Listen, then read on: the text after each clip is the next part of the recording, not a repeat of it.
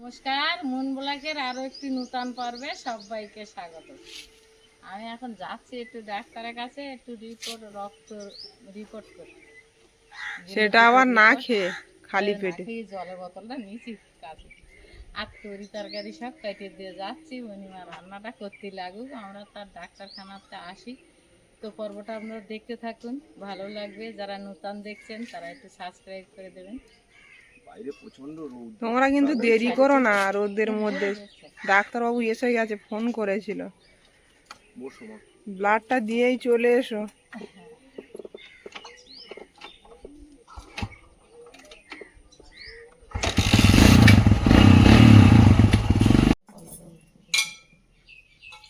মা গাছের আমগুলো পেড়েছিল,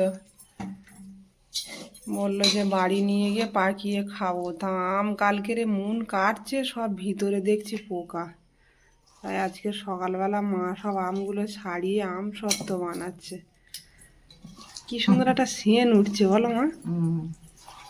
আমটা কিন্তু কাঁচাও না পাকাও না, একটা পোকা বেরোয়, পোকা বেরোয়। যার ভয় করে কাটলে আম সত্ত্ব বানিয়ে বাড়ি নিয়ে যাও ওখানে। না মন খাবে পারলে না, মুন এত খেতে পারবে কত? আম তো সব পেকে গেছে, ওই শক্ত হয়ে গিয়েছে। সিদ্ধ করিস তাও ভালো, একটা সিদ্ধ হচ্ছে না, এই আমটা তো মিষ্টি আম।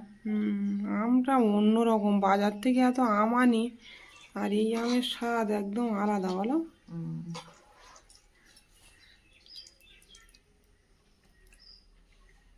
অনেকটা হবে যা আম, তাই না? শুকিয়ে গেলে কেটে কেটে এটা কুটু খেয়ে দিলে খাবে। মা কিন্তু আমটা আবার জ্বালিয়ে নিয়ে এলো চিনি দিয়ে। এবার মনে হয় থালায় যে দেবে। রোদ্দুরে দিতে হবে তো মা, না খাওয়াই রাখলে হবে না? হ্যাঁ, বাড়ির গাছের আম, আম সত্ত্ব এর ব্যাপারটাই আলাদা একদম। কোনোদিন তো বানানো হয় না। বাড়িতে বানাও মা? হ্যাঁ, খাচ্ছে না সবাই, খেলে তো বানাতে ভালো লাগে। এখানে কি বানাবো বলো তো? মুনও আম সত্ত্ব খুব একটা পছন্দ করে না, তোমার ছেলেও খায় না, আর একার জন্য এসব আর হয় না। কি মনে হচ্ছে বলো তোমার? তালের নোদা। তালের নোদা এইভাবে শুকানো যায়, শুকানো জ্বালিয়ে এরকম শুকিয়ে চিনিতে জ্বালিয়ে আর শুকিয়ে খায়। হুম, মা কিন্তু অনেক কিছু বানাতে জানে, মার কাছ থেকেই শেখা সব কিছু।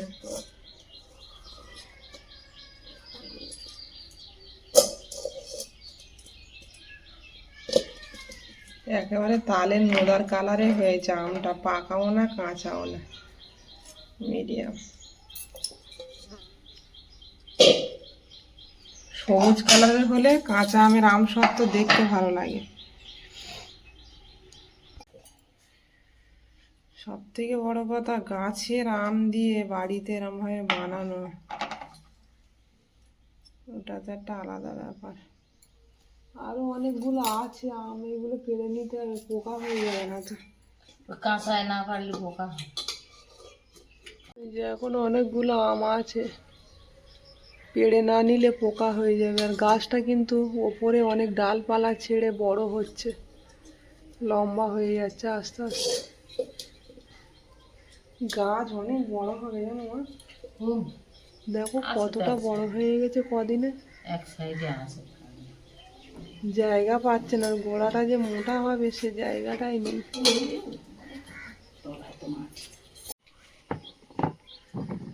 টানা রোদ্দুর দিচ্ছে, তোমার এই একে রোদ্দুরে শুকিয়ে যাবে। কিছুতে ঢাকা দিলে হতো না মা? রোদটা লাগবে না ঢেকে দিলেই।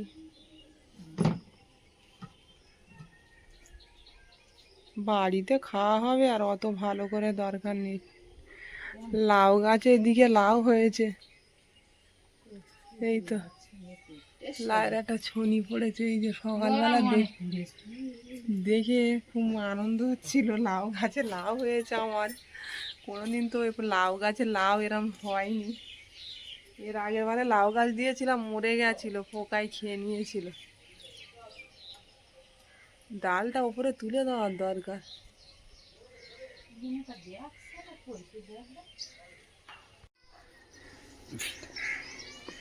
লাউ গাছে ডাঁটা সারি ধান, এত ডাঁটা ঝুলতেছে তা সে আর খাওয়া যাবে না।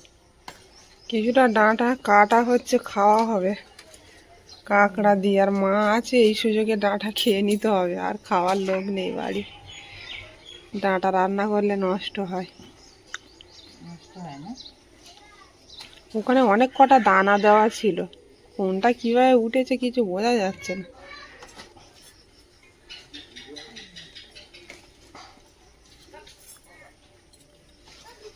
আলাদা ঘাস, এই গাছের ডাল। ও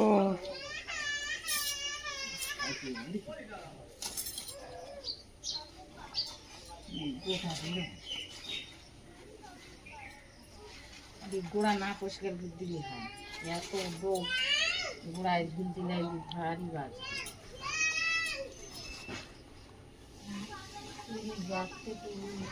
আলাদা আলাদা। হ্যাঁ, এই দুটো এক জায়গায় হয়, গোড়া শুদ্ধ উড়কে নাও। দুটো এক জায়গায় হবে না। দুটো কেন এইভাবে হয় না, এত গাছ একসঙ্গে হয় না।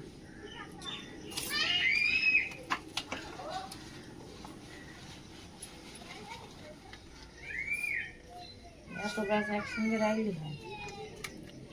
বাবা, অনেক ডাঁটা হয়ে যাবে তোমার। খাটিয়ে বললাম কাঁকড়া আছে মানে ডাঁটা।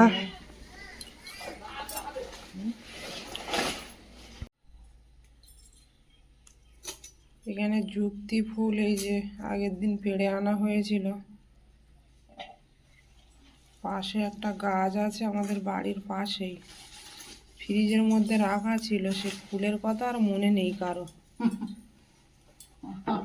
আমার আজকে হারাম নেই। মার মনে উঠেছে। আর এটা আমার মেজদির জায়গার ওখানে যে গাছ বসানো ছিল, সেই গাছের মোচা কালকের মা আর আমি আসার পথে বাজার থেকে পেড়ে এনেছিলাম। এইটুকুই ছিল, কলা ছেড়ে ছেড়ে মোচা ছোট হয়ে গেছে, যাওয়া হয় না ওইদিকে।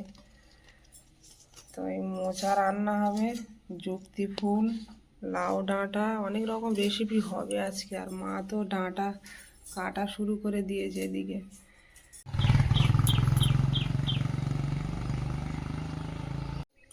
মা বেরিয়ে গেল আর খালি পেটে যাচ্ছে, তো আমার এদিকে রান্না বান্নাটা তাড়াতাড়ি করে নিতে হবে, কারণ মা তো বেশি সময় না খেয়ে থাকতেও পারে না। একটু জল নিয়েছে সঙ্গে, আর বললাম একটু কিছু কিনে খেয়ে নিও বাজারে। তো তার মধ্যে আমার রান্নাটা করতে হবে, বাড়িতে যা আছে ওটা রান্না করি, আবার বাজার থেকে কিছু নিয়ে আসলে মুনের বাবা, তখন আবার রান্না হবে। কারণ মাকে রিপোর্ট করিয়ে ও আবার বাজারে যাবে একটু বাজার করতে। তো যাই হোক, এখন রান্না বান্নার দিকে চলে যাব। এদিকে যুক্তি ফুল আর আলু কেটে দিয়েছে মা, আর এদিকে লাউ শাকের ডাঁটা আর আলু কাটা হয়ে গেছে। আর মোচাটা আমি কেটে নেব এখন, নিয়ে রান্নাটা বসাবো। রান্নাটা চাপিয়ে দিয়েছি, একদিকে মোচা আর আলু সেদ্ধ চাপিয়েছি। হলুদ দিয়ে আর সেদ্ধ করে নিচ্ছি। আর এইদিকে যুক্তি ফুলটা ভাজা করে নিচ্ছি আলু দিয়ে।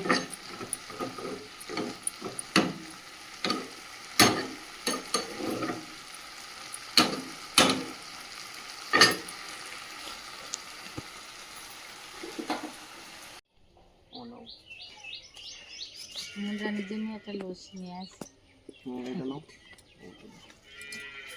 হ্যাঁ, ডাক্তারখানাতে চলে আসলাম। ডাক্তার কি বললো? রান্নাঘর দূর। আমি এখন রান্না করে পারিনি, চলে এসছে মারা দেখছি। তা ও আমার তো আগে যাওয়ার সঙ্গে সঙ্গে রক্ত নিয়ে নিয়েছে। যাওয়ার সঙ্গে সঙ্গে রক্ত নিয়ে নিয়েছে। দিচ্ছিল না? না, আর সবে না ডাক্তার ভিড় আছে, লোকজন আসছে রাস্তা।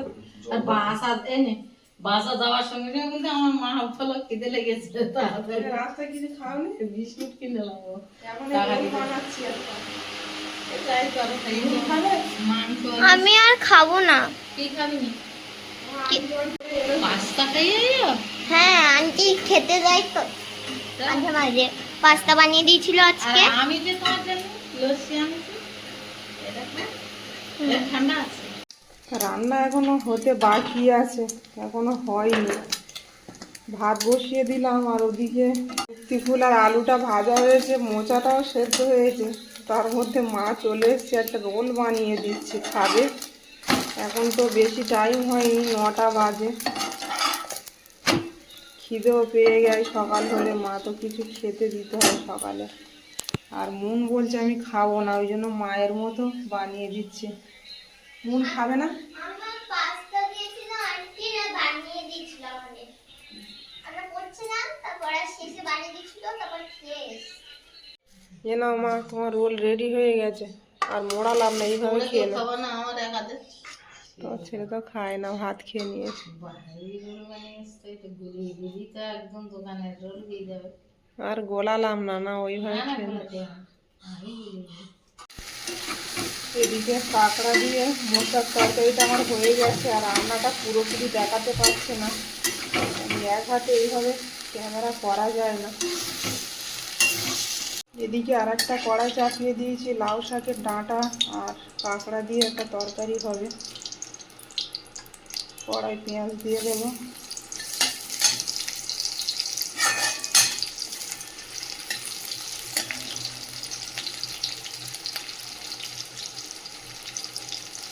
টমেটো কুচি, আদা রসুন বাটা,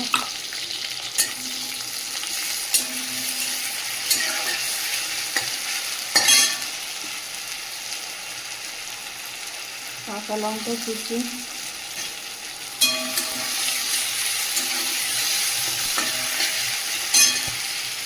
কাঁকড়াগুলো দিয়ে দেবো।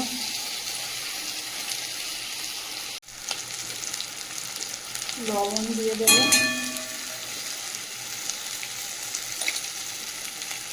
দিয়ে দেবো হলুদ গুঁড়ো,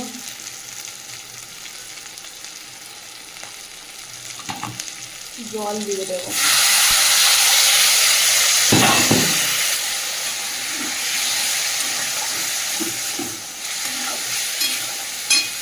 ঢেকে রাখবো কিছুক্ষণ।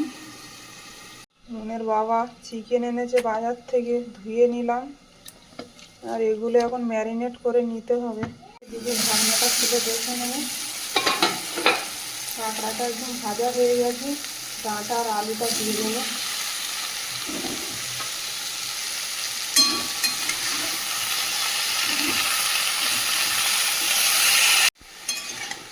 ভালো করে কষিয়ে নেব।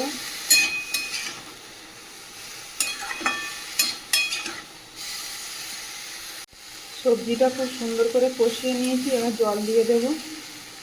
জলটা একদম অল্প করে দেবো, হালকা গা মাখা মাখা হবে, বেশি জল দেব না।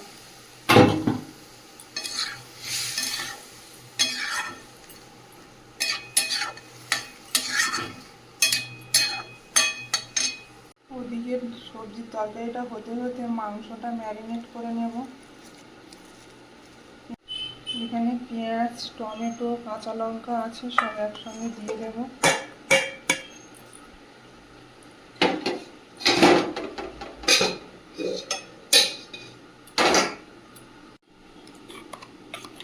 দিয়ে দেবো আদা রসুনের পেস্ট,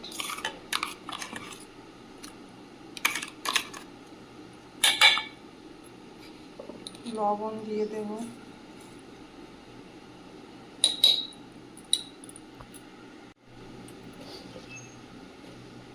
দিয়ে দেবো জিরের গুঁড়ো, ধনিয়া গুঁড়ো, কাশ্মীরি লঙ্কার গুঁড়ো,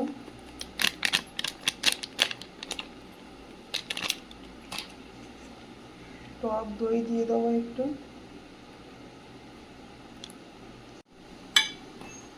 হলুদ গুঁড়ো দিয়ে দেবো,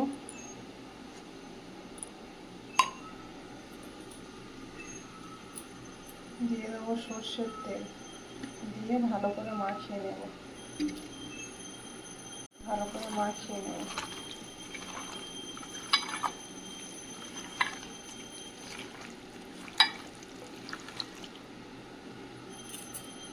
এদিকে ঢাকনাটা খুলে দেখে নেব তরকারিটা হওয়ার পথে একটু জিরের গুঁড়ো ছড়িয়ে দেব।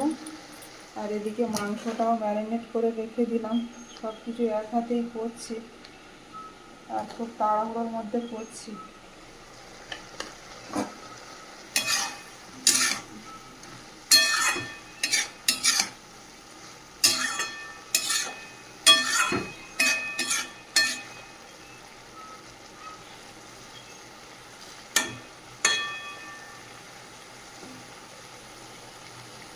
মা আবার বেশি ঝোল পছন্দ করে না, ডাঁটার তরকারি একটু গামাখা মাখা হবে তবে খায় ভালো। গোটা গোটা থাকবে সবজি এরকম। আলুটা তো সেদ্ধ হয়ে গেছে, নামিয়ে নেবো এবারে। সব রান্নাগুলো হয়ে গেছে, এবার মাংসটা রান্না করলে হয়ে যাবে। তো কড়াইতে তেল দিয়ে দিয়েছি, আলুগুলো ভেজে নেব।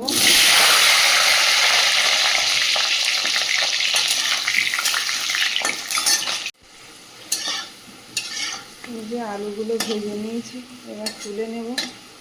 হালকা করে ভাজলাম, বেশি লাল লাল করে ভাজিনি আলুটা।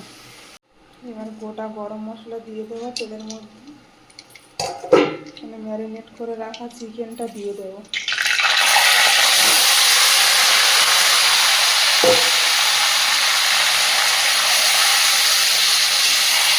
ভালো করে কষাতে থাকবো।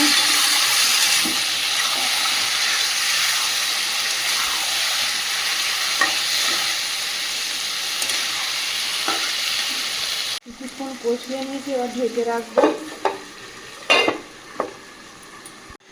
চিকেনটা বেশ কিছুক্ষণ কষিয়ে নিয়েছি, ভেজে রাখা আলুগুলো দিয়ে দেবো। দিয়ে আবারও কষিয়ে নেব।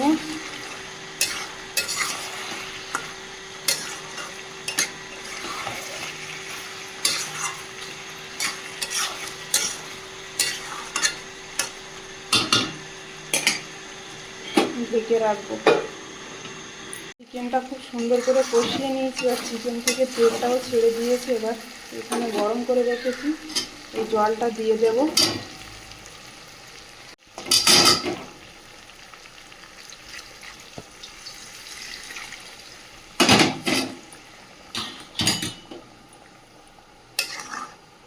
রান্না করতে করতে এদিকে অনেক কাজও হয়ে যাচ্ছে।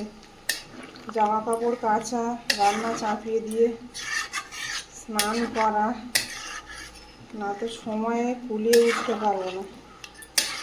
মা স্নান করতে গিয়েছে, তো আমি এদিকে পাতে পাতে দিয়ে দিই। এটা যুক্তি ফুল আর আলু ভাজা।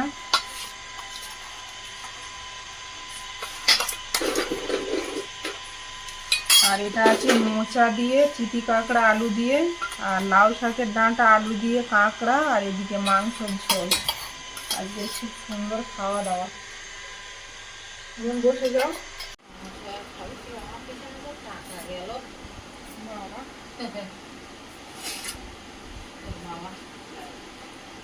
পিঠেটা দারুণ লেগেছে না, খেয়ে দেখো।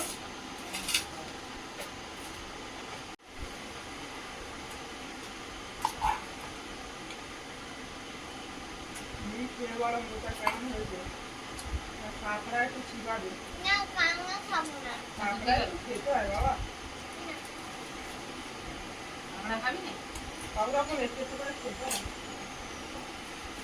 মা দেখো মোটাটা খাওয়ার মতো হয়েছে কিনা।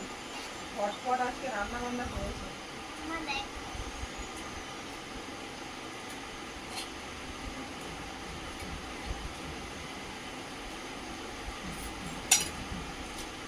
আমার তো ভালো লেগেছে, মাংসের মতন খেয়ে নিচ্ছ। রান্না করলে আবার ভালো মনে লেগে যায়। বুঝলি হয়েছে? মাংস যাচ্ছে আগে। নাটা খাবে না। আলু তরকারিটা দেবো? আর জায়গা তোমার বেশি বেশি যায়। আচ্ছা, ঝোল দেবো? হ্যাঁ, কেকটা দাও। এটা না এটা আর কি বেশি করে ছড়িয়ে দাও। এগুলা খালি ভালো। তুমি খেতে পারি তো? ঠিক আছে। ও অতটা ডাঁটা নিলে হুম, তুমি চিকেন খাবে কোথায়? মা আছে বলে ডাঁটাটা রান্না করা সাহস পেলাম। কেউ খায় না ডাঁটা। মার খুব পছন্দ মাংসটা ডাঁটা। দারুণ। মাংস তরকারি কোনদিন খাওয়া হয়? তোর কাছে আর আমার সোনার কাছে ছান আর মন ওই কাছে মাংস তরকারি কোনদিন খাওয়া হয় না। বলে মাংস তরকারি দারুণ হয়েছে খেয়েই বলতে। ওর মাথা যে কি ধুয়েছে ডাঁটা কিন্তু আমার আর মার দুজনের খেয়ে শেষ করতে হবে, না তো আর খাওয়ার লোক নেই। রাতের ভোর হুম? কাঁকড়া তো এই যে অনেক মা নাওনি, পরে খাবো কত? পরে কখন খাবে রাত্রে? মাংসটা একরকম তরকারি খাওয়ার লোক হয় না। সবাই মাংসটা পছন্দ করে। আমার ঠাম্মা বেশি মিষ্টি ভাজতে দেখি, এক হাঁড়ি মিষ্টি একা একা খেয়ে নিতে। রসগোল্লা এখন না আগের থেকে রসগোল্লা পছন্দ। অনেক দিন আগে, তাই না বলো? কে এক কলসি মিষ্টি দিয়েছিল, এবার একটা করে নিচ্ছে আর একটা করে হয়নি মা চেপলাম 5 কেজি নিতে হতো হয়নি মা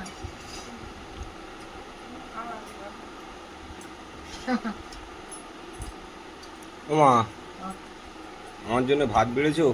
হ্যাঁ ভাত তো তুমি এক কাজ করো, ওতে চিকেনের তরকারি দিয়ে দাও। এখন কথা নেও না, না ওই কি তরকারি দেবো মাংস। মাংসটা আর মোটাও খাবে না। ওই জন্য যুক্তি রাখি হুম, ওই ওই তো।